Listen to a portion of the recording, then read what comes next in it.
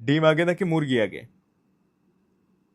ধরো, একটা মুরগি ডিম পাড়তে বসেছিল, আর তার পাশে একটা মোরগ ছিল। মুরগিটা ভুলেই গেল সে কেন বসেছে, আর ডিম পাড়া বন্ধ হয়ে গেল। তাহলে ভাবো, মুরগি আর মোরগটা এসেছিল যে ডিম থেকেই, সেটাই আগে। আর এভাবেই পুরো গল্পটা শেষ। এখন আর কোনো বাড়তি কথা নয়। আচ্ছা, তাহলে তুমি বলতে চাচ্ছ ডিম আগে, তাই তো? হ্যাঁ, ঠিক তাই। একদম তোমার মতো করেই বললাম। আর সংক্ষেপে বলতে গেলে, ডিমই আগে। আর কোনো বাড়তি কথা নেই।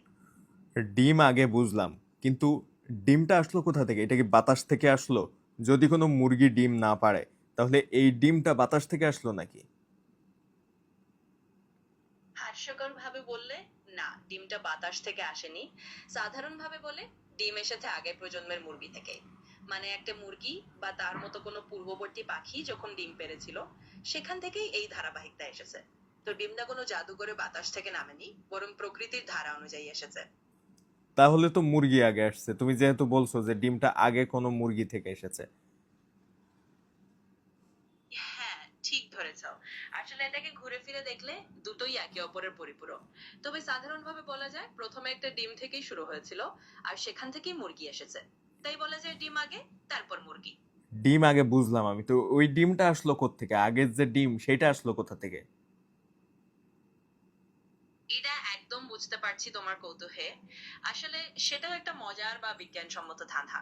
অর্থাৎ আদিতে একটা প্রাগৈতিহাসিক কোনো পাখির মধ্যেই এমন একটা জেনেটিক পরিবর্তন হয়েছিল, যার ফলে চিকেন জাতীয় মুরগির উদ্ভব হয়। সেই প্রাগৈতিহাসিক পাখিটি ডিম পেড়েছিল, আর সেই ডিম থেকেই মুরগির উদ্ভব। তাই সেই আদিম ডিমটাই আসলে আগে এসেছে। তার মানে তুমি বলতে চাচ্ছ উট পাখির মতো একটা পাখি ডিম পারলো, আর সেই ডিম ফুটে মুরগি বের হলো, তাই তো? হ্যাঁ, ঠিক সেটাই বলতে চাচ্ছিলাম। অর্থাৎ কোনো এক প্রাগৈতিহাসিক পাখি ডিম পেড়েছিল, আর সেই ডিম থেকেই ধীরে ধীরে মুরগির মতো প্রজাতির উদ্ভব হয়েছে। তাই বলা যায়, সেই ডিমটাই আগে এসেছে, যেটা থেকে প্রথম মুরগির জন্ম হয়েছিল। এটা একটা কথা বললা? উট পাখি ডিম পারলো, ডিম পেড়ে বললো যে আমি ডিম পারতেছি, আমি উট পাখি, এই ডিম ফুটে বাচ্চাটা বেরোবো মুরগির। এটা একটা কথা হলো? হ্যাঁ, এটা আসলে মজার চলেই বলা যায়। মানে, সেই আদিম পাখি তো আর বলে যায়নি যে সে মুরগি তৈরি করতে ডিম পাড়ছে। এটা আসলে ডারউইনের বিবর্তন তত্ত্বের একটা মজার ব্যাখ্যা। তাই সেই প্রাগৈতিহাসিক পাখি নিজের মতো ডিম পেড়েছিল, আর যুগের পর যুগ ধরে পরিবর্তনের ফলেই সেই ডিম থেকে মুরগির মতো পাখি এসেছে। তো এটা আমি তো আসলে মজার সেইটাই বলতে চাচ্ছি যে উট পাখি ডিম পারলো, ডিম পেড়ে বলতেছে ডিম তুমি আস্তে আস্তে বিবর্তন হয়ে পরে আমার এই ডিম ফুটে তুমি মুরগি হয়ে বেরোবা, উট পাখি হয়ে বেরোবা না। এটা একটা কথা হইলো?